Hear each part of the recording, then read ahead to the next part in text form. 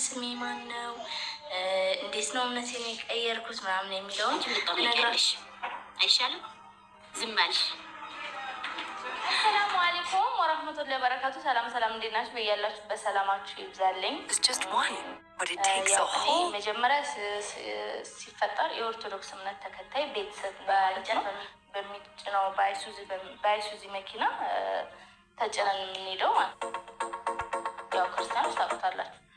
እና እኔ ከእነሱ ጋር ትበላለሁ። በቃ አስባችሁታል። እንግዲህ ዛሬ መጣሁ ላችሁ ነው። ስለሚንተባበሩ ማጣው ስትሆኑ በጣም የምትቸገሩት ማለት ነው። በቃ እዚህ ጋር ሙስሊም ቤተሰብ አድርገናል ማለት ነው። አላ ለጥሩ ነገር ይወፍቀን ማለት ነው። በተረፈ በጣም ላት ይመስለኛል። እርግጥም በጭንቀት ውስጥ ነው ያላችሁ።